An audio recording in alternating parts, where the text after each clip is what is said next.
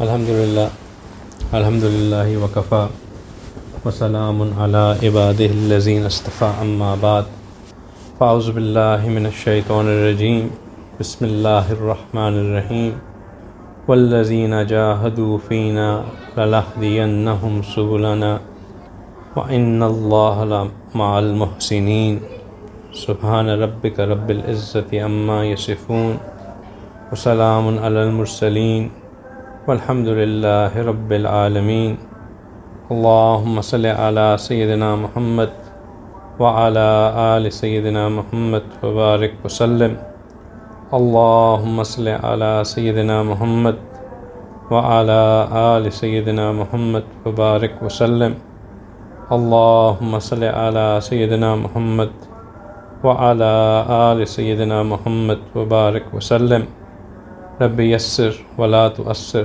وتمم بالخیر وبک نستعین ربی زدنی علما یا فتاح یا فتاح یا فتاح۔ الحمدللہ، اللہ سبحانہ تعالیٰ کا کرم، اللہ سبحانہ تعالیٰ کا فضل کہ ہم ایک بار پھر اپنی اس محفل میں شامل ہیں۔ اللہ سبحانہ تعالیٰ کا احسان ہے کہ اللہ ہمیں یہ توفیق عطا فرماتے ہیں کہ ہم کسی بھی کام کو جو ہم اللہ کی رضا کے لیے کرتے ہیں اس کو جاری رکھ سکیں، اس میں تسلسل کے ساتھ اس کام کو دوبارہ سے دوبارہ کیا جا سکے۔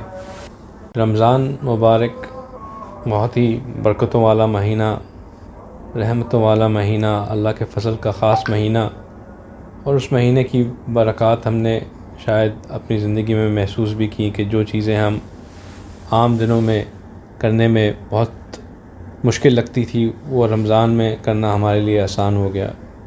بہت سے لوگ جو یہ کوشش کرتے ہیں کہ شوال کے 6 روزے رکھ سکیں، ان میں سے اکثر لوگوں کا یہ فیڈ بیک ہوتا ہے کہ جی رمضان میں روزہ رکھنا تو بڑا آسان تھا، لیکن جب شوال میں رکھنے کی کوشش کی تو مشکل ہوئی۔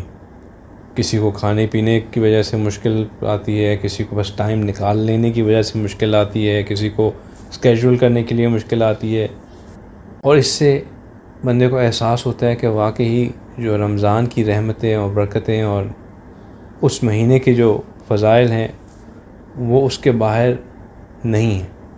جس طرح رمضان میں روزہ رکھنا آسان ہوتا ہے، اسی طرح رمضان میں جو نیکی کرنا، گناہوں سے دور رہنا، قرآن پاک کے ساتھ جڑے رہنا، قرآن پاک کی تلاوت کا اہتمام کرنا، یہ سب کام رمضان میں کرنا آسان ہوتے ہیں، اور رمضان کے باہر جو ہے وہ مشکل ہو جاتے ہیں۔ بہت سے ساتھی یہ بات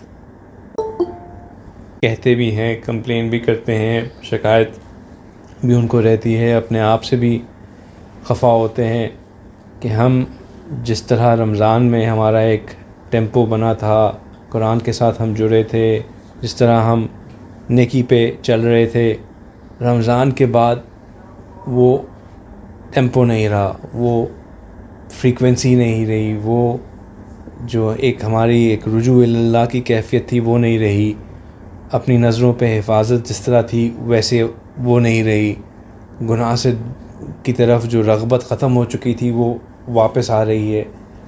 ایک مختلف جو ہے وہ اپنے اندر ایک چینج محسوس ہوتا ہے۔ رمضان کا مقصد کیا تھا؟ رمضان کا مقصد تھا کہ ہم تقوی والے بن جائیں، تقوی کو پالیں، لعلکم تتقون جو ہے اس کا مقاصد میں سے ایک تھا۔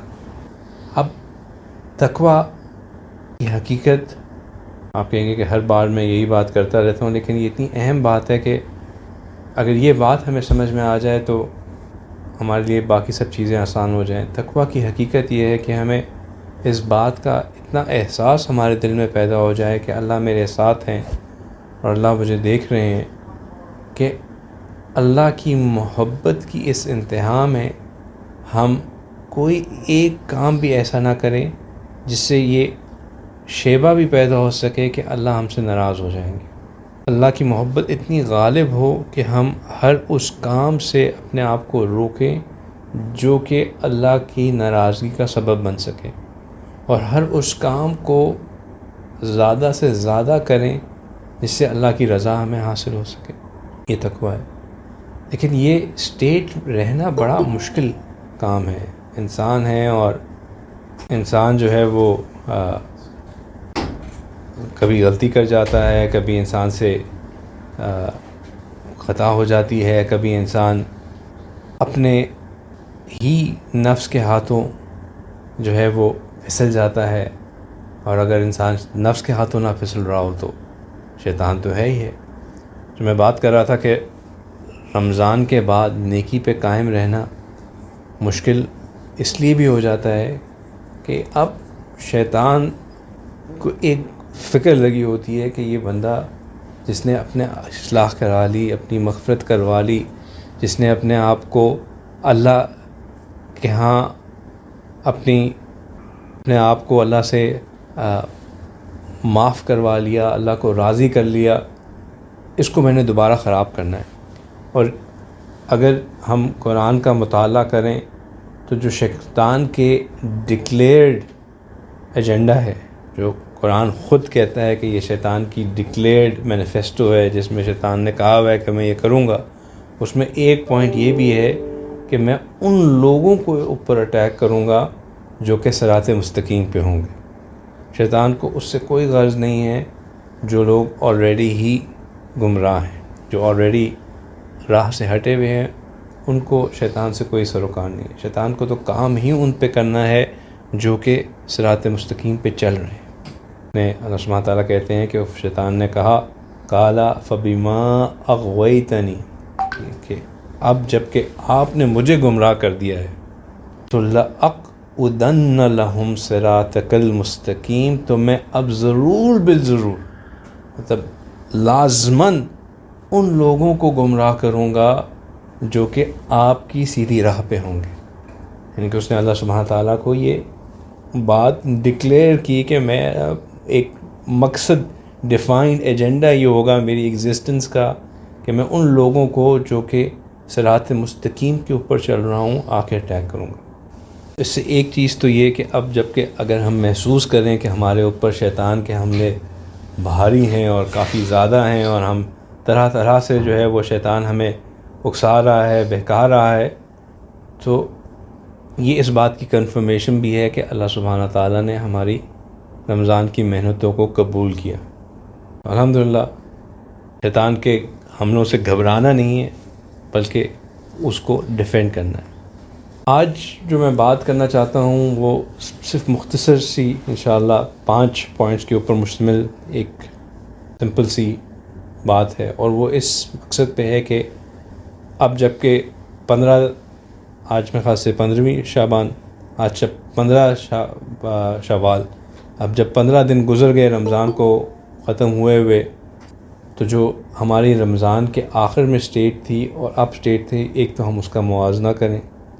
اور اگر ہمیں فیل ہو رہا ہے کہ ہم نیچے جا رہے ہیں، ہم اگر رمضان میں روز ایک پارہ پڑھ رہے تھے اور اب جو ہے قرآن کو کھولنے کا موقع نہیں مل رہا، اگر رمضان میں ہم تمام نمازیں پڑھ رہے تھے سنتوں اور نوافل اور اوابین اور چاشت اور سب اشراق کو ملا کے، اور اب ہم فرض بمشکل پڑھ رہے ہیں، اگر ہم نماز رمضان میں یہ حالت تھی کہ کسی ایسی جگہ پہ جائیں ہی نہ جہاں پہ غیر محرم کے ہونے کا شک بھی ہو، اور اب ہمیں مسلسل یہ مسئلہ پڑا ہو کہ میں اپنی نظروں کی حفاظت کیسے کریں، اگر ہماری یہ حالت آ گئی ہے تو اس سے اپنے آپ کو کافر مت سمجھیں، اپنے آپ کو یہ مت سمجھیں کہ میں کوئی بہت ہی گنہگار انسان ہوں اور پتہ نہیں کیا خراب انسان ہوں. ڈس اپوائنٹ ہونے کے بجائے اس بات کو سمجھیں کہ یہ اس وجہ سے ہے کہ اب میرے اوپر شیطان کا حملہ پہلے سے زیادہ ہے. اگر انسان کو اپنی پرابلم سٹیٹمنٹ سمجھ میں آ جائے تو پھر اس کو ایڈریس کرنا صحیح ہو جاتا ہے. چونکہ ہم پرابلم سٹیٹمنٹ ہی غلط ڈیفائن کر لیتے ہیں، اس لیے ہم اس کو ایڈریس بھی غلط طریقے سے کرتے ہیں. ہم نیگیٹو مائنڈ سیٹ میں چلے جاتے ہیں کہ میں تو بہت گنہگار ہوں، میں تو بہت وہ ہوں، میں تو یہ ہے، میں وہ ہوں. اپنے اوپر نیگیٹو ہوتے ہوتے ہم تباہ کی طرف، مطلب ہم کچھ کرنے سے بھی ہاتھ دھو بیٹھتے ہیں. وجہ اس کی یہ ہے، اگر ہماری اسٹیٹمنٹ ڈاؤن ہو رہی ہے، کہ شیاطین آزاد ہو چکے ہیں، نفس پھر بے قابو ہے، پیٹ پھر بھر رہے ہیں، کیونکہ کھانے کی کثرت ہو رہی ہے، شیاطین کا اٹیک زیادہ ہے، تو نفس اور شیطان کے حملے مل کے اور رمضان کی برکات ختم ہو چکی ہیں. تو یہ تینوں چیزیں مل کے ہمیں گناہ کی طرف راغب کرنے میں، یا ہمیں نیکی سے، ہماری نیکی کے لیول کو کم کرنے میں ایک رول پلے کر. اب ان حالات میں ہمیں کرنا کیا چاہیے؟ جب ایسا ہو رہا ہو تو ہم نے جو چیز رمضان میں پانی تھی وہ صرف رمضان کے لیے نہیں تھی، وہ تو ہم نے کنٹینیو کرنی ہے. اس کے بعد بھی رمضان کا مقصد تقویٰ تھا، اس تقوی کو ہم نے کنٹینیو کرنا ہے ایون ناؤ ایز ویل. وہی جو تقویٰ ہم نے حاصل کیا تھا اسی اسٹیٹ کو مینٹین رکھنا ہے. اس اسٹیٹ کو مینٹین رکھنے کے لیے ضروری ہے کہ اب ہم اپنے لیے ان چیزوں کو اپنائیں جو ہمیں وہی چیزوں کا ریمائنڈر دے سکیں. پچھلے دنوں کچھ ساتھی آئے ہوئے تھے انڈیا سے، اور میں بھی کیونکہ پاکستان سے واپس آیا تھا تو اس وقت میرے پاس کچھ پاکستان سے میں اپنی مٹھائی بھی لے کے آیا تھا. اس سے نہ صرف پاکستان سے بلکہ کیونکہ میں جھنگ میں تھا تو جھنگ کی ایک خاص مٹھائی ہوتی ہے سوہن حلوہ، میں وہ ساتھ لے کے آیا ہوا تھا. تو میں نے ان کو مٹھائی پیش کی، انہوں نے بڑی پسند کی. تو بعد میں بات چیت ہو رہی تھی تو میں ان کو کہہ رہا تھا کہ رمضان میں اللہ سبحانہ تعالیٰ ہمیں جو اتنا نیکی میں آگے بڑھنے کا موقع دیتے ہیں، اس کی ایک وجہ یہ ہوتی ہے کہ اللہ ہمیں چکھانا چاہتے ہیں اس مٹھاس کو جو بندے کو ملتی ہے جب اس کا اللہ کے ساتھ ایک تعلق پیدا ہوتا ہے. جب اللہ کی معیت میں آ کے انسان ایک رجوع اللہ کی ایک کیفیت میں، اللہ سبحانہ تعالیٰ کی محبت کے غلبے کے ساتھ انسان کی ایک کیفیت ہوتی ہے، اس کیفیت میں جو انسان کو مزہ اور لطف آتا ہے، وہ اللہ سبحانہ تعالیٰ بعض اوقات چاہتے ہیں کہ بھئی یہ بندہ میرا چکھے کہ یہ مزہ بھی کیا مزہ ہے. کیونکہ بعض اوقات کیا حقیقت یہ ہے کہ جب تک آپ نے کسی چیز کو چکھا نہیں ہوتا آپ اس کے حقیقت کو پہچان نہیں سکتے. وہ جو مٹھائی جو میں نے اپنے ان دوستوں کو پیش کی تھی، اب میں اس مٹھائی کی جتنی بھی آپ لوگوں کے سامنے تعریف کر لوں آپ سمجھ نہیں سکیں گے کہ وہ مٹھائی کیا تھی. وہ تو صرف تبھی سمجھ میں آئے گی جب آپ اس مٹھائی کو کھائیں گے. اسی طرح اگر میں اللہ کی محبت کی جتنی بھی آپ سے باتیں کرتا رہوں، جب تک اللہ کی محبت کا وہ لطف آپ محسوس نہیں کریں گے تب تک آپ کو سمجھ نہیں آئے گی کہ وہ کیا چیز ہے. تو اللہ چاہتے ہیں کہ ہم اس کو چکھیں، اور بعض اوقات اس کو چکھا لینے کے بعد پھر اللہ کہتے ہیں کہ اب میرے بندے تم محنت کرو اس مٹھاس کو دوبارہ پانے کے لیے جو میں نے تمہیں چکھائی تھی. میں اپنے دوستوں کو یہ سمجھا رہا تھا کہ اب جب وہ محنت کرنے کی بات ہوتی ہے، جب آپ نے یہ مٹھائی کھا لی تو اب آپ کو دوبارہ یہ کھانی ہو تو آپ دو چیزیں کر سکتے ہیں. پہلی محنت تو آپ یہ کر سکتے ہیں کہ آپ کسی طریقے سے جگاڑ کے ذریعے پاکستان کا ویزا لگوائیں، کہیں ڈھونڈیں کنیکشن، اپنے انڈین پاسپورٹ پہ ویزا لگوائیں، پھر پاکستان جائیں، اور پھر پاکستان سے بھی آگے جھنگ پہنچیں اور وہاں جا کے پھر اس مٹھائی کو ڈھونڈیں اور پھر آپ کو یہ مٹھائی ملے. اب آپ جو میرے انڈین دوست یہاں سامنے بیٹھے ہوئے ہیں وہ سمجھ سکتے ہیں کہ یہ کام کتنا مشکل ہے. دوسرا یہ ہے طریقہ کہ کسی ایسے بندے کے پاس جس کے پاس یہ مٹھائی کی سپلائی آسانی سے پہنچ جاتی ہے، اس کے پاس آ جائیں اور اس سے کہیں کہ یار مجھے مٹھائی دوبارہ کھلا دو، ہے نا. وہ زیادہ آسان طریقہ ہے نا. اللہ کی محبت پانے کا بھی کچھ ایسا ہی معاملہ ہے. ایک تو اللہ نے ہمیں چکھا دیا، اب ہم نے دوبارہ وہ محبت پانی ہے، تو ایک تو طریقہ یہ ہے کہ ہم سارے پاپڑ بیلیں، خود نیک بنیں اور بڑی کوشش کریں، ریاض کریں، تسبیحات کریں اور بڑے جو ہے وہ چلے کاٹیں اور پھر کوئی جا کے کوئی ہمیں کوئی چیز ملے. دوسرا طریقہ یہ ہے کہ ہم اس ماحول میں جا کے بیٹھنا شروع کر دیں جہاں پہ یہ محبت بٹتی ہے. ایسے ماحول سے اپنے آپ کو جوڑ لیں، ایسی صحبت میں آ جائیں جہاں پہ یہ محبت بانٹی جاتی ہے، جہاں پہ یہ محبت دی جاتی ہے، تو وہاں سے پھر ہمیں یہ محبت ملنا شروع ہو جائے گی. بڑی آسان سی مثال ہے، اگر یہ بات سمجھ میں آ جائے تو باقی کی جتنی بھی میں نے باتیں کرنی ہے اس میں کوئی مشکل نہیں ہوگی. یا تو ہم خود محنت کر کے کر لیں یا اس ماحول میں آ جائیں جہاں سے وہ آسان سے مل سکے. آسان چیز کیا ہے کرنا، ماحول میں آ جانا. تو پھر سمجھنے کی ضرورت یہ ہے کہ یہ ماحول کیا ہے، کون سے ایسی جگہیں ہیں جہاں پہ اللہ کی محبت کی یہ مٹھائی بکتی ہے. ہمارے حضرت اس چیز کو ریلیٹ کرتے ہیں کہ یہ کہف ہے. جیسے سورہ کہف میں ان نوجوانوں کا ذکر آتا ہے جنہوں نے اپنے ایمان کے بچانے کے لیے اپنے آپ کو ایک کہف کے اندر بند کر لیا اور اپنے ایمان کو بچا لیا. اسی طرح آج کے دور میں جب شاید آج سے 10 20 25 30 سال پہلے رمضان کے بعد لوگوں کے کیفیات حج کے بعد کہیں محرم میں جا کے نیچے ڈپ کرنا شروع ہوتی ہوں گی، لیکن اب جس دور میں ہم رہ رہے ہیں وہاں پہ تو میرے خیال سے عید کے بعد سے ہی جو ہے وہ ڈکلائن آنا شروع ہو جاتا ہے. وہ اس رمضان کے وہ اس ماحول کی وجہ سے ہے. ماحول ایسا ہو گیا ہے، اس ٹیبل کو یوں پرپینڈیکولر وہ کر لیجئے، ورٹیکل کر لیجئے، پیچھے کر دیجئے. تو اب ماحول ایسا ہو چکا ہے کہ انسٹنٹ جو ہے وہ ہماری کیفیات کے اوپر اثر آتا ہے. لہٰذا جس طرح اصحاب کہف نے اپنے ایمان کے بچانے کے لیے کوئی تردد کیا تھا، ہمیں بھی اپنے آپ اپنی ان کیفیات کو اور اپنے ایمان کو بچانے کے لیے کوئی تردد کرنا ہے.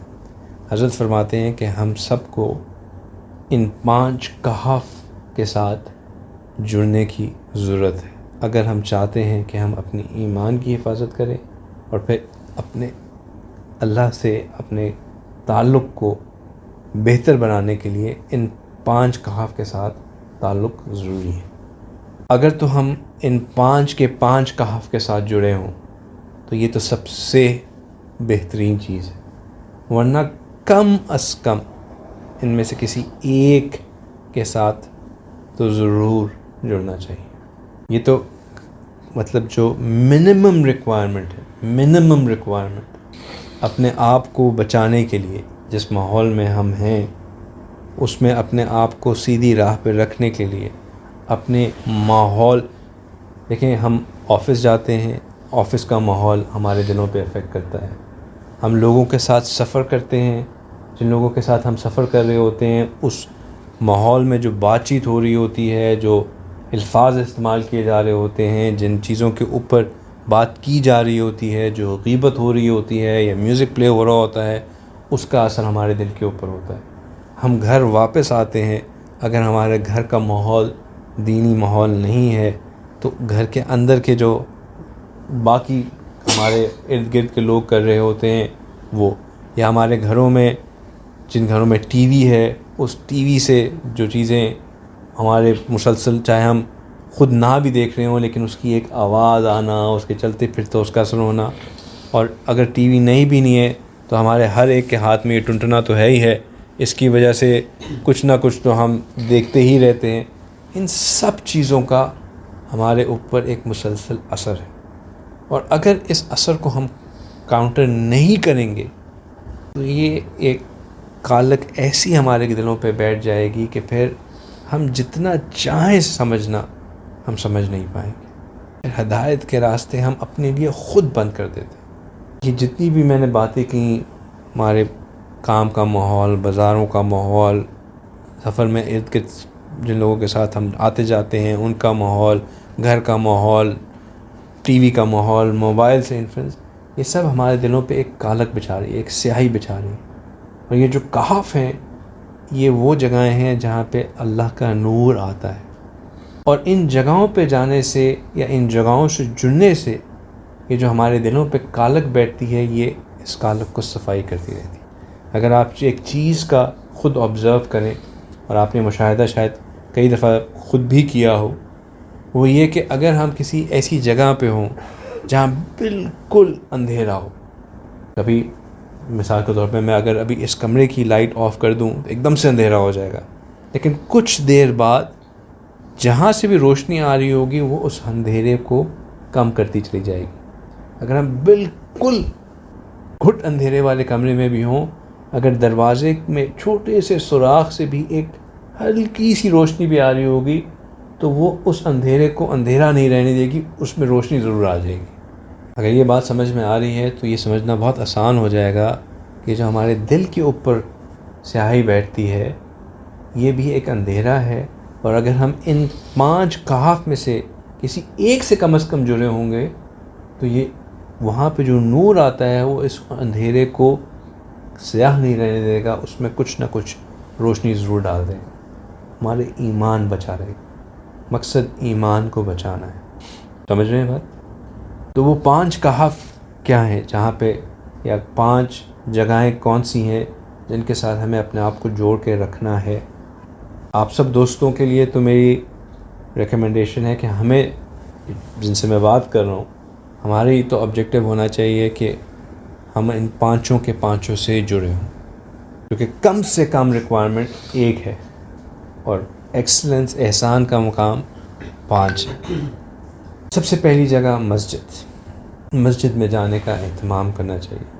مسجد میں اللہ سبحانہ تعالیٰ کی تجلیات کا نزول ہوتا ہے، اللہ سبحانہ تعالیٰ کا گھر ہے، اللہ سبحانہ تعالیٰ کی رحمت مسجد میں ہوتی ہے۔ یہی وجہ ہے کہ جب ہم مسجد میں داخل ہوتے ہیں تو مسجد میں داخل ہونے کی دعا بھی کیا ہے؟ اللہم افتح لی ابواب رحمتک، کیونکہ وہاں پہ اللہ سبحانہ تعالیٰ کی رحمت نازل ہو رہی ہوتی ہے، اس لیے ہم اللہ سے کہتے ہیں کہ یا اللہ میں آپ کے گھر پہ آ رہا ہوں، اب میرے پہ رحمت کے دروازے کھول دیجیے۔ تو مسجد اگر کچھ نہ ہو سکے، اول تو ہمیں کوشش کرنی ہے کہ ہم ساری نمازیں ہی باجماعت پڑھیں، لیکن اگر کم از کم دن میں ایک نماز، اور خاص طور پہ اندھیروں والی نماز یعنی کہ مغرب، عشاء، فجر، یہ تو ضرور کوشش کرنی چاہیے کہ ہم مسجد میں پڑھیں۔ جو شخص عشاء اور فجر مسجد میں باجماعت پڑھتا ہے وہ ایسا ہے جیسے اس نے ساری رات قیام کیا۔ جب ہم ایک قدم اندھیرے میں مسجد کی طرف لیتے ہیں تو وہ ایک قدم جو ہے روز محشر ہمارے لیے، ہر قدم جو ہم مسجد کی طرف اٹھاتے ہیں وہ ہر قدم ہمارے لیے روز محشر نور کے لیے طور پہ ہمارے سامنے آئے گا۔ پھر ہم اکیلے نماز پڑھیں، ہمیں اپنی نمازوں کی حالت خود پتہ ہے، کوئی پاسبلٹی نہیں کہ شاید ہماری نماز قبول ہو نہ قبول ہو۔ مسجد میں جب ہم نماز پڑھتے ہیں اتنے بڑے بڑے اللہ کے نیک لوگ آئے ہوتے ہیں، یقیناً اللہ کو ان کی نمازیں پسند آتی ہوں گی، ان کی نمازوں کی برکت سے ہماری نماز بھی قبول ہو جائے۔ ایک نماز ہمیں مسجد میں پڑھنے کی ضرور کوشش کرنی چاہیے۔ مسجد کے ساتھ جڑا رہنا انسان کو بچا کے رکھتا ہے۔ مسجد کا ماحول، مسجد کی برکات، مسجد کے اندر جو ایک اللہ کی رحمت ہے، اس سے انسان کے دل میں اللہ کی محبت قائم رہتی ہے۔ دوسری چیز قرآن پاک، قرآن پاک کی تلاوت کا ضرور ضرور ضرور اہتمام کریں۔ قرآن کتاب اللہ کا کلام ہے، قرآن ہدایت کی کتاب ہے، قرآن دلوں کا نور ہے، قرآن فرقان ہے۔ فرقان کسے کہتے ہیں؟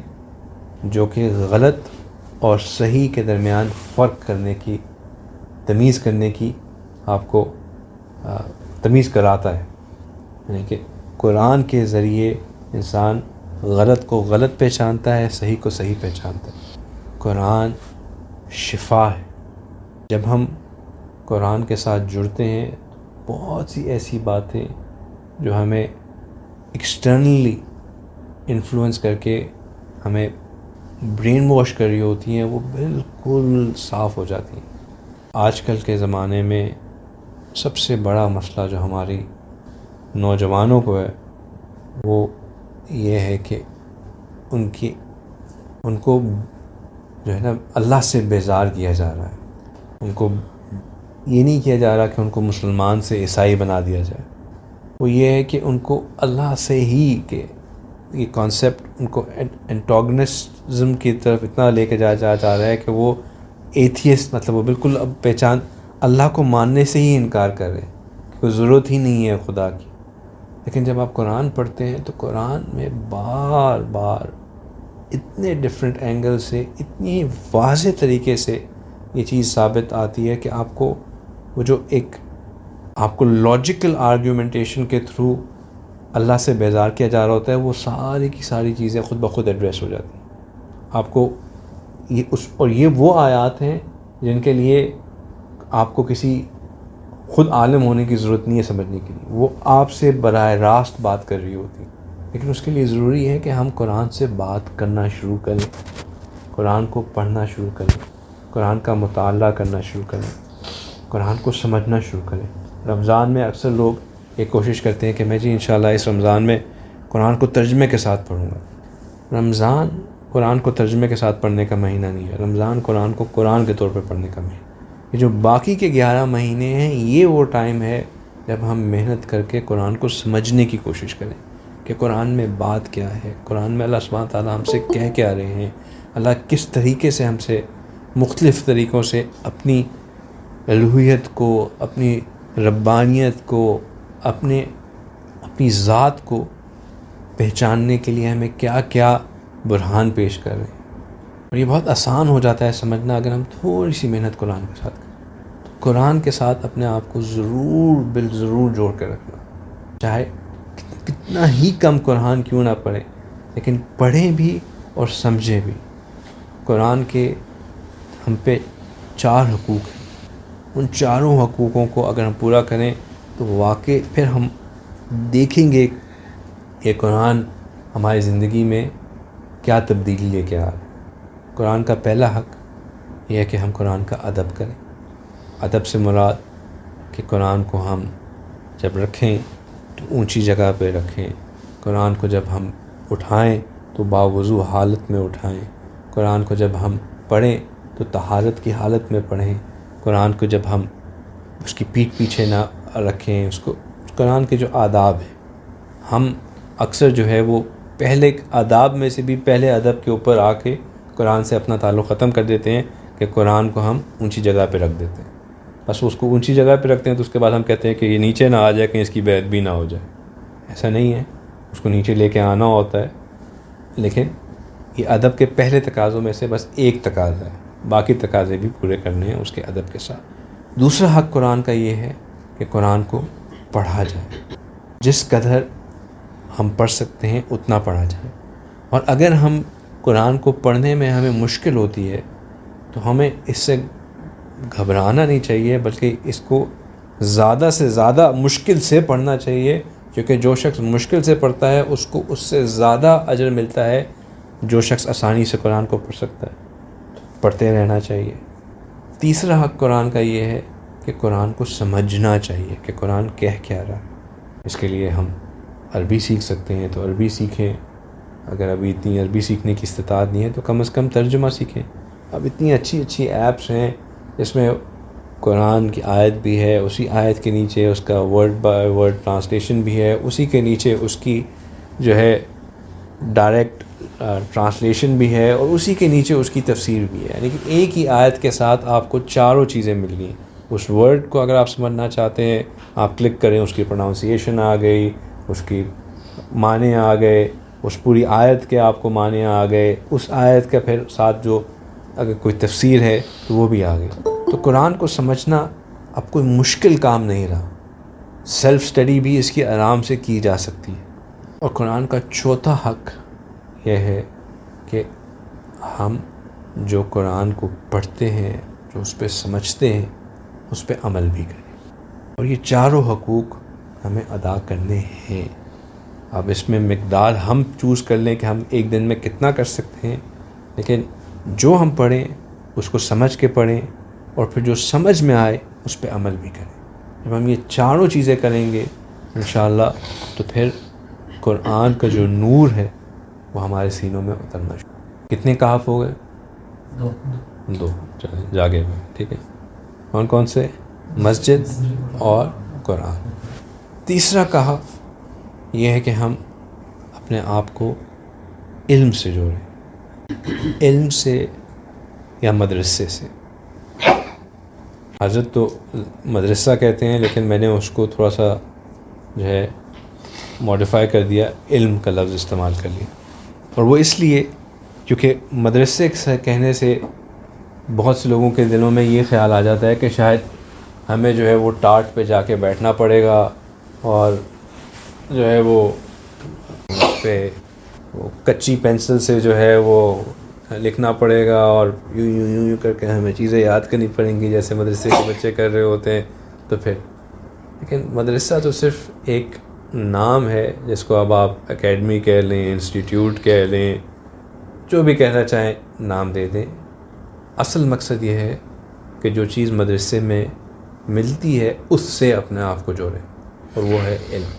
اور علم سے ساتھ جڑنا یہ بھی ایک خاص اہمیت رکھتا ہے, کیونکہ جو شخص اپنے آپ کو طالب علم کی فہرست میں شامل کرا لیتا ہے اس کا مقام اللہ کے ہاں بہت اونچا ہوتا ہے. طالب علم کو جو اللہ سبحانہ تعالیٰ نے عزت دی ہے وہ شاید ہی کسی اور شخص کو اتنی عزت ملتی ہو. رسول اللہ صلی اللہ علیہ وسلم فرماتے ہیں کہ جو شخص علم کے راستے میں نکلتا ہے اللہ سبحانہ تعالیٰ اس کے لیے جنت کا راستہ آسان کر دیتے ہیں. تو علم کے راستے پہ چلنا جنت کے راستے کو آسان فرما دیتا ہے. اللہ سبحانہ تعالیٰ کہتے ہیں کہ قُلْ هَلْ يَسْتَوِي الَّذِينَ يَعْلَمُونَ وَالَّذِينَ لَا يَعْلَمُونَ, کہ جو لوگ جانتے ہیں وہ ان کے برابر ہو ہی نہیں سکتے. کیا ایسا ہو سکتا ہے کہ جو علم رکھتے ہوں وہ نا علم رکھنے والوں کے برابر ہو سکے؟ ہو ہی نہیں سکتا. وہ لوگ ہیں ہی مختلف. اور پھر جس کے ساتھ اللہ تعالیٰ خیر کا فیصلہ فرمانا چاہتے ہیں اللہ سبحانہ تعالیٰ اس کو فقہ کی یعنی کہ اس کے دین کی سمجھ عطا فرما دیتے ہیں. مَن يُرِيدُ اللَّهُ بِهِ خَيْرًا يُفَقِّهُ فِي الدِّينِ, اس کو فقاہت عطا فرما دیتے ہیں دین کی. طالب علم کا بہت بڑا مقام ہے. طالب علم گھر سے نکلتا ہے فرشتے اس کے لیے اپنے پر بچھا دیتے ہیں. طالب علم کے لیے اللہ سبحانہ تعالیٰ حکم فرماتے ہیں مچھلیوں کو کہ وہ پانی کے اندر اس بندے کے لیے مغفرت کی دعا کریں. چونٹیاں اپنے بلوں میں اس کے لیے مغفرت کی دعا کریں. پرندے آسمانوں میں اڑتے ہوئے اس کے لیے مغفرت کی دعا کریں. کیوں یہ سب کچھ ہوتا ہے؟ اس لیے کیونکہ اللہ کے ہاں طالب علم کا مقام بہت اونچا ہے. اور یہ باتیں جو میں نے کہیں یہ میں نے اپنے اس سے نہیں کی, رسول اللہ صلی اللہ علیہ وسلم کی صحیح احادیث میں یہ باتیں طالب علم کی شان میں موجود ہیں. فرشتے کیوں پر بچھا دیتے ہیں؟ مطلب یہ کہ فرشتے اس کو اپنی حفاظت میں لے لیتے ہیں. اب وہ شیاطین کے نفس کے وساوس سے محفوظ ہو جاتا ہے. اس کو خود محنت نہیں کرتی پڑتی اپنے آپ کو شیطان سے بچانے کے لیے. فرشتے اس کے لیے اس کی حفاظت پہ مامور ہوتے ہیں جو کہ شیاطین کو اس سے دور رکھتے ہیں. لوگ یہ کہتے ہیں کہ جی جو بچے مدرسے میں پڑھ رہے ہیں ان کے لیے نیکی کرنا بڑا آسان ہے, وہ تو ماحول میں ہی ایسے ہیں, ان کے لیے کیا مشکل ہے کہ وہ اصل میں وہ مدرسے میں پڑھ رہے ہوتے ہیں یا مدرسے کے ماحول کی وجہ سے ان کو نہیں ہوتا, یہ ان کے طالب علم ہونے کے درجے کی وجہ سے ان کو یہ مقام مل رہا ہوتا ہے کہ ان کے لیے نیکی کرنا آسان ہو جاتی.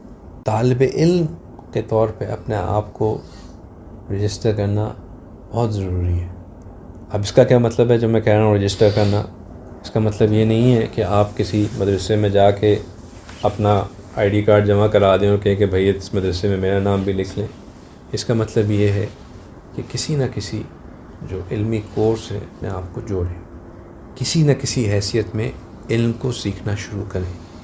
علم پڑھنا بھی اب بہت آسان ہو گیا ہے. جتنا گناہ کرنا آج کل آسان ہے اتنا ہی علم حاصل کرنا بھی آسان ہے.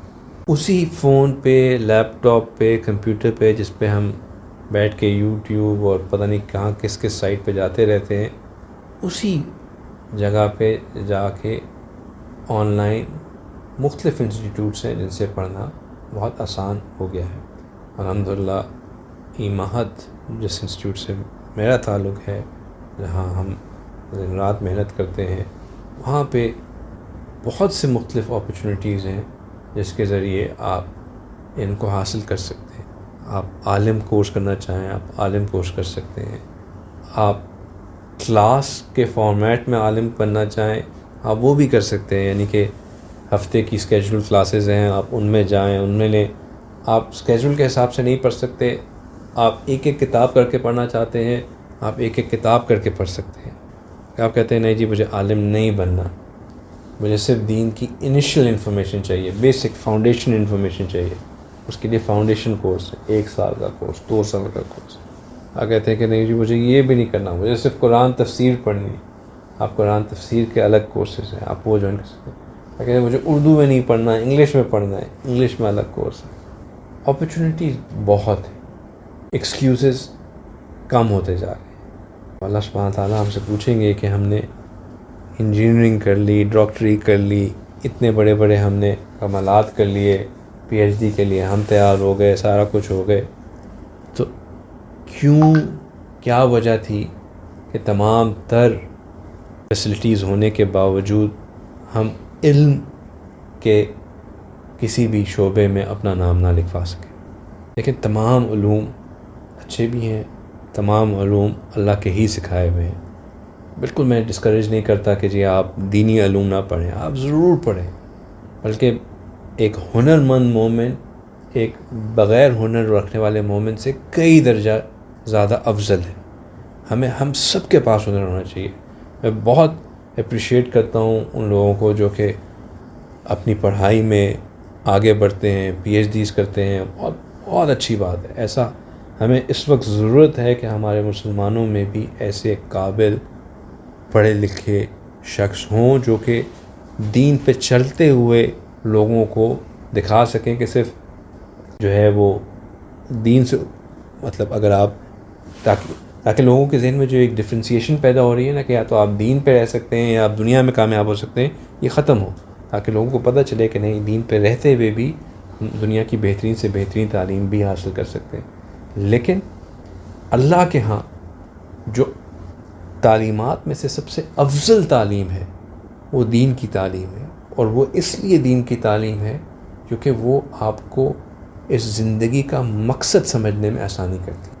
آپ اس دنیا کی تمام تعلیمات کو حاصل کر لیں اور آپ کو یہی نہ پتہ ہو کہ میں نے جو ہے اگر مجھے حدث اکبر ہو جائے کہ حدث اکبر اول کہ ہوتا کیا ہے، اگر وہ مجھے ہو جائے تو میری طہارت کیسے ہونی ہے، اگر آپ کو یہی نہیں سمجھ تو پھر وہ ساری پی ایچ ڈی کسی نہ کسی کھاتے کی نہیں۔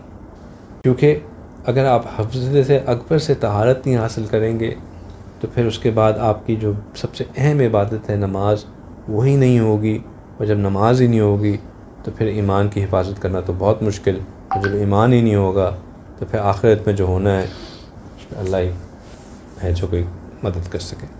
اس لیے دین کی تعلیمات میں جو دین کے فرائض ہیں ان کو سمجھنا ہم سب کے لیے فرض ہے، اور جو دین کے سنتیں ہیں ان کو سمجھنا ہم سب کے لیے سنت ہے، اور جو دین کے نوافل ہیں ان کو سمجھنا ہمارے لیے نفل ہے۔ اب یہ ہمارے اوپر ہے کہ ہم کس درجے میں کس حد تک جا کے دین کی تعلیم کو سمجھتے ہیں، کرتے ہیں، لیکن کرنا ہے۔ یہ نہیں ہو سکتا کہ ہم کہیں کہ میں نے کرنا ہی نہیں ہے۔ لہٰذا آج کل کورسز رجسٹریشنز اوپن ہیں، میں کوئی آپ لوگوں کو باؤنڈ نہیں کرتا کہ جی جہاں سے میں کہہ رہا ہوں وہاں سے جا کے پڑھیں، جہاں پہ آپ کے لیے کنوینئنٹ ہے، جو آپ کے لیے آسان ہے وہاں سے، لیکن اپنے آپ کو طالب علم کے طور پر رجسٹر ضرور کرائیں، مشورہ کریں کہ آپ کے لیے کیا چیز اس وقت بہتر ہے، جو آپ کو مشورے کے مطابق بتایا جائے اس طرح کریں، اور جو پڑھ رہے ہیں وہ ہمت نہ ہاریں، کیونکہ جو پڑھنا شروع کرتے ہیں ان کو پتہ چلتا ہے کہ یہ آسان کام نہیں ہے، مشکل کام، تو وہ ہمت نہ ہاریں۔ بس یہ اپنے ذہن میں بٹھا لیں کہ یہ تو میری اب زندگی کا حصہ ہے ہی ہے، چاہے میں پاس ہوں فیل ہوں جو بھی ہوں، یہ میں نے کرتے رہنا ہے، بس اس کے ساتھ میں جڑ چکا ہوں اور میں نے لگے رہنا ہے، کیونکہ طالب علم کا درجہ بہت اونچا ہے۔ چوتھی چیز کیا ہے؟ خانقاہ، اللہ والوں کی صحبت، ایسی جگہ جہاں پہ اللہ سکھائے۔ وہ والی بات کہ جیسے مدرسہ ایک جگہ کا نام ہے، خانقاہ بھی ایک ریفرنس پوائنٹ ہے، جہاں بیٹھے ہوئے ہیں یا کہیں سے خانقاہ لگتی تو نہیں ہے، لیکن یہ بھی ایک خانقاہ ہی ہے۔ ضروری نہیں ہے کہ وہ ایک پرانی سی جگہ پہ ایک چھوٹا سا کمرہ ہو، جو پرانے زمانے میں خانقاہ کا کانسیپٹ ہوتا تھا۔ ایسی جگہ جہاں پہ اللہ کا ذکر ہوتا ہے، ایسی مجالس جن سے جہاں پہ بیٹھ کے ہمیں اللہ کی یاد آتی ہے، جہاں جانے سے ہمارے دلوں میں اللہ کی محبت بڑھتی ہے، ویسی جگہ پہ جائیں۔ جیسے میں نے آپ کو کہا نا کہ جو مٹھائی کی مثال شروع میں دی کہ آپ یا تو مٹھائی خود جا کے لے لیں یا ان جگہوں پہ چلے جائیں جہاں پہ وہ مٹھائی آپ کو بانٹی جاتی ہے۔ یہ وہ مجالس ہیں جہاں پہ صرف اللہ کا ذکر کیا جاتا ہے، اللہ کی محبت کی ترغیب دی جاتی ہے، اللہ کی محبت دلوں میں اجاگر کی جاتی ہے، اس آگ کو مزید بڑھایا جاتا ہے۔ وہاں پہ جانا ضروری ہے، ایسے لوگوں کے ساتھ اپنے آپ کو جوڑنا ضروری ہے۔ لیکن جب ہم ایک ماچس کو جب کسی ایسی سورس کے پاس لے کے آیا جاتا ہے، آگ کی سورس کے پاس لے کے آیا جاتا ہے، تو وہ ماچس جل جاتی ہے، ٹھیک ہے، اور پھر وہ جب تک اس کے ساتھ ہوتی ہے جلتی رہتی ہے، یا موم بتی کو جب تک وہ آگ کے سورس کے ساتھ ہوتی ہے وہ جلتی رہتی ہے، دور لے کے جائے ہوا چلتی ہے وہ بجھ جاتی ہے۔ ہمارا بھی ایسے، ہم بھی اس موم بتی کی طرح ہی ہیں، جب تک ہم کسی ایسی جگہ پہ ہوتے ہیں جہاں پہ ہماری اس کو جلائے رکھا جائے، ہمارے اندر اللہ کی محبت قائم رہتی ہے۔ ہم جیسے ہی باہر بازاروں میں جاتے ہیں، اپنے کاموں میں لگتے ہیں، سب ٹھنڈا پڑ جاتا ہے۔ تو اپنے آپ کو جوڑ کے رکھنا، رابطے میں رہنا۔ بہت سے ساتھی بڑے جوش جذبے سے اسٹارٹ کرتے ہیں لیکن پھر رابطہ ختم ہو جاتا ہے۔ رابطے میں رہنا، جڑے رہنا۔ میں حضرت سے ایک بات سیکھی اور بہت زیادہ میں اس کے اوپر کوشش کرتا ہوں کہ اس میں عمل کروں۔ حضرت کہتے ہیں کہ دو قسم کے لوگ ہوتے ہیں، ایک وہ ہوتے ہیں جو کہتے ہیں کہ خود آ کے آپ سے کہتے ہیں کہ حضرت دعا کی درخواست ہے، دعا میں یاد رکھیے گا۔ وہ آپ کو آ کے کہہ رہے ہوتے ہیں دعا میں یاد رکھیں، اور کبھی آپ کو یاد رہتا ہے ان کے لیے دعا کرنا، کبھی یاد نہیں رہتا، یا آپ اسی وقت ان کے لیے جو آپ نے کہا کہ حضرت دعا کر دیں تو وہ آپ کو دعا دے دیتے ہیں۔ تو کہتے ہیں کہ ایک ہوتا ہے دعا کروانا اور ایک ہوتا ہے دعا لینا۔ کچھ لوگ کہتے ہیں کہ جی میرے لیے دعا کر دیں، وہ دعا کروا رہے ہوتے ہیں، اور کچھ لوگ ایسے کام کرتے ہیں کہ دل سے ان کے لیے دعا نکلتی ہے۔ ایک لوگ وہ ہوتے ہیں جو دعا کروا رہے ہوتے ہیں، اور ایک وہ ہوتے ہیں جو دعا لے رہے ہوتے ہیں۔ ہمیں وہ بننے کی کوشش کرنی ہے کہ ہمیں دعا دل سے، اگلے سے خود بخود اس کے دل سے ہماری دعا نکلے۔ یہ کس طرح اچیو ہوتا ہے وہ انشاءاللہ وہ کبھی لمبی بات ہو جائے گی، وہ پھر کبھی بات کریں گے کہ خدمت کا کیا ایلیمنٹ ہے۔ لیکن اپنے آپ کو اللہ والوں سے ایسے جوڑنا کہ ہم واقعی ان کی دعاؤں کا حصہ بن جائیں، پھر اس کا ایک فائدہ ہے۔ کتنی چیزیں ہو گئی؟ 4 چیزیں ہو گئی۔ 5ویں اور آخری چیز، ایکچولی اردو میں مجھے ابھی تک اس کی کوئی جملہ ملا نہیں، شاید آپ لوگوں میں سے کسی کو پتہ ہو، لیکن انگلش میں بڑا زبردست وہ کہتے ہیں کہ last but not the least. Last but not the least جو ہے نا، کہ بالکل بھی کہ ہے اس کا اردو کا ایکولنٹ؟ ہاں، آخری چٹان؟ نہیں، چٹان تو پھر آخری تو آخری ہوگی نا، اب چاہے جو بھی، but last but not the least, یعنی کہ آخری تو ہے لیکن قطعی آخری نہیں ہے۔ ہاں، ذکر ان تمام چیزوں کو، اگر ہم کہتے ہیں نا کہ مجھے مسجد جانے کا دل نہیں چاہ رہا، ہمت نہیں بن رہی، سستی ہو رہی ہے، قرآن پڑھنے میں بس اٹھانے کا موقع ہی نہیں مل رہا، وہ اندر سے آ ہی نہیں رہی کہ میں قرآن اٹھاؤں۔ طالب علمی تو بہت ہی مشکل کام ہے، اب اتنی پڑھائی میں نے بڑی مشکل سے FSC کر لی، میٹرک کر لیا، اب میں آگے کہاں پڑھائی کرتا پھروں، اور شیخ کے پاس جاتے ہیں تو ہر وقت ڈانٹ ہی پٹتی رہتی ہے، وہ کیا شیخ کے پاس جانا۔ تو ان تمام چیزوں کو جو چیز کنونس کرتی ہے نا کہ نہیں یہ کرنا ہے، مسجد جانا ہے، قرآن اٹھانا ہے، طالب علم رہنا ہے، شیخ کی خدمت کرنی ہے، شیخ سے جڑ کے رہنا ہے، وہ ذکر دل کو بالکل موم کر دیتا ہے۔ جو internal strength, conviction, will power, determination, focus, سب چیزیں ذکر سے آتی۔ ذکر، اور ہم سب سے زیادہ کمزور اس میں، اس لیے یہ last but not the least ہے۔ ذکر بہت بہت بہت اہم ہے، اور ہم مراقبے کو ٹائم نہیں دیتے۔ اگر ہم کہتے ہیں میں 10 منٹ دے دیتا ہوں مراقبہ کر لیتا ہوں، 5-10 منٹ مراقبہ نہیں ہوتا ہے، کم از کم آدھا گھنٹہ مراقبہ ایک سٹنگ میں۔ اچھا کہ جو نئے لوگ ہوتے ہیں ان کو کہتے ہیں کہ چلیے اب آپ 10 منٹ کر لیں کوئی بات نہیں، لیکن اب آپ میں سے کوئی بھی نیا نہیں ہے، کوئی مجھے ایسا شخص نظر نہیں آ رہا کہ میں کہوں کہ آج کوئی نئے ساتھی بیٹھے ہوئے، اس لیے کم از کم آدھا گھنٹہ ایک سٹنگ میں مراقبہ کرنا بہت، پھر جا کے وہ قوت ارادی، پھر جا کے وہ عشق الہی، پھر جا کے وہ سنت کی محبت، پھر جا کے وہ ہر کام کو سنت کے مطابق کرنا، یہ تمام کیفیات پھر پیدا ہونا شروع ہوتی ہیں۔ ہم میں سے اکثر تو صرف اسی مشکل میں لگے رہتے ہیں کہ جی وہ بیٹھا ہی نہیں جاتا، میں بیٹھتا ہوں تو یہاں درد شروع ہو جاتی ہے، وہاں، ابھی تو ہم اسی سٹیج میں ہیں۔ باقی کی جو میں جن چیزوں کی بات کروں وہ تو بڑی دور کی بات ہے، یہ کریں گے تو پھر بات آگے بڑھے گی۔ جسم کی دردیں ختم ہوتی ہیں تو پھر یہ ہوتا ہے کہ جی وہ میں خیالات بڑے عجیب عجیب آتے ہیں اور سوچیں بڑی عجیب ہو جاتی ہیں، یہ سب شروع کی بات ہے۔ لیکن کچھ ہی دیر میں اگر آپ کنسسٹنٹلی مراقبہ کریں، انشاءاللہ یہ سب چیزیں ختم ہو جاتی ہیں، اور پھر اس کے جو فائدے ہیں، اور آپ میں سے کچھ ساتھی ہیں جو ماشاءاللہ کرتے ہیں مراقبہ، اور ان کو اس کے وہ اثرات دیکھتے ہیں کہ کس طرح جو ہے وہ بے اختیار آنکھوں سے آنسو نکلتے ہیں، بے اختیار اللہ کی محبت کس طرح بندے کے اندر ٹھاٹھے مارتی ہے، جیسے ایک سمندر ٹھاٹھے مارتا ہوا سمندر ہوتا ہے نا، اس طرح ٹھاٹھے مارتی ہوئے اللہ کی محبت ہوتی ہے دل میں۔ دل چاہتا ہے نیکی کرنے کا، دل چاہتا ہے، کھینچ کے لے کے جاتا ہے۔ کبھی جسم تھکا ہوا بھی ہو کہ میں نے نہیں جانا مسجد میں، تھک گیا ہوں، محبت اتنی غالب ہوتی ہے کہ وہ لے کے جاتی ہے، کھینچ کے لے کے جاتی ہے۔ قرآن نہ پڑھا ہو، ایک عجیب کیفیت ہوتی ہے کہ آج میرا قرآن مس ہو گیا، یہ کرنا ہے۔ یہ 5 چیزیں ہیں میرے بھائیوں، اگر ہم ان 5 چیزوں کے اوپر کریں گے تو انشاءاللہ ہمیں اپنی رمضان اور غیر رمضان کی کیفیات میں فرق محسوس تو ہوگا، لیکن بہت کم، بہت کم۔ یہ ہم نہیں کریں گے تو حج کے آنے سے پہلے بلکہ جو حج کے 10 دن ہوں گے، ہم انتظار کر رہے ہوں کہ وہ 10 دن دوبارہ آئیں تو میں دوبارہ سے اب سچی پکی توبہ کر کے واپس اپنے آپ کو لائن پہ لے کے آنے کی کوشش کروں۔